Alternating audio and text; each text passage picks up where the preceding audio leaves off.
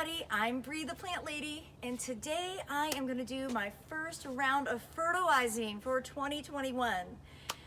Now, traditionally I recommend that you wait until April before you start fertilizing, just because you don't want your plants to flush and then be too tender and not be able to take the temperatures that we're still experiencing this month. But I've decided I'm going to go ahead and give these seedlings a little boost, and all of the stuff that I seeded last weekend is germinated. I want to make sure that it starts to grow really well. So my process for fertilizing, especially for containers, is always to focus on using an organic fertilizer, very specifically something either derived from fish or seaweed or kelp. I've had great success with these sort of ocean products. And last year I was introduced to this brand. This is actually coming from North Carolina. So I love to be able to support North Carolina companies and not have things transported so far. Traditionally, I've always used either Alaskan or Maine products, and they're great. It's just, this is also a really wonderful product. I found this at my favorite garden center, Fifth Season Gardening. Fifth Season specializes in hydroponic systems, also brewery supplies, canning, and fermenting. So those are all things that I'm really interested in. They also have a really great practical selection of gardening items. So, you know, there's no, it's not a traditional garden center in the sense that it's enormous and they have tons and tons of plants. What they really specialize in are the hard goods that you need to be able to garden well. So I'm going to be using this today, and you can see I'm getting low, so I'm going to have to make a trip to Fifth Season with pleasure. So the NPK ratio on this is 2:3:1, and I've been teaching a lot of classes lately, and particularly my spring veggie gardening class, we spent a lot of time talking about soil and the relationship with soil and fertilizers. And I always encourage people to grow with a smaller number. Really anything much over 15, you kind of run the risk of burning your plants or ultimately giving them nutrients that they don't really need. I am kind of a conservative or lean grower in the long run because I'm growing everything in a wonderful compost mix called Soil Cube. Only available in North Carolina, South Carolina, Georgia, so don't want to get everybody who lives outside of the Southeast angry. You know, my recommendation always is find a soil that you love and stick with it, and that's precisely what I do.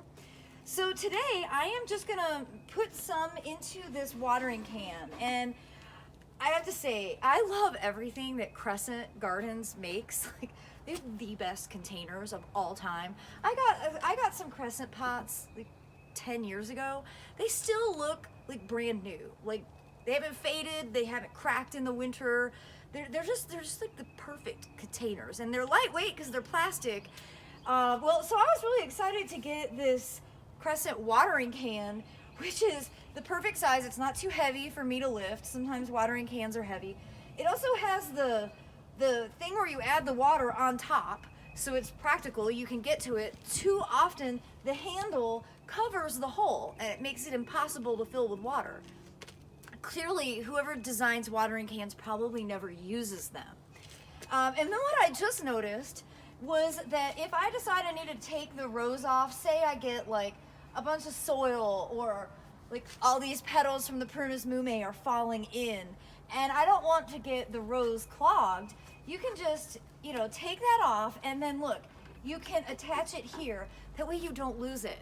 But I cannot tell you how many times I have lost my watering can roses because I set them down and then I don't know what happens. They just disappear, okay? So I love this design so much, and I just wanted to share that all with you. Anytime I find something that is just like hyper practical, oh my God, I just can't get enough of it. So I've mentioned before in videos, I don't like measuring. I'm a terrible baker. And so I'm just really gonna, you know, pour some in. I don't know how much that was.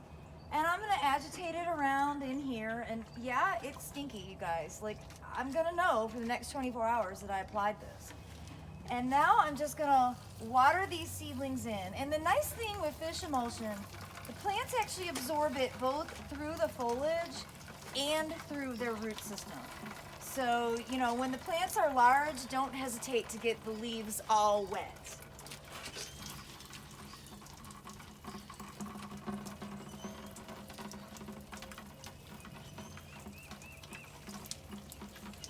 So fingers crossed I didn't jump the gun by not taking my own advice.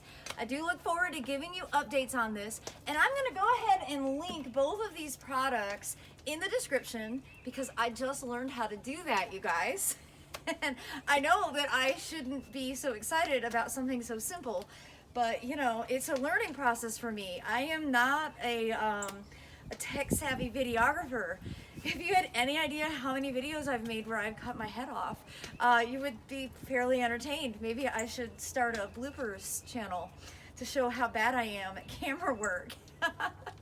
Anyhow, I hope you all have a great day. Thanks so much for watching.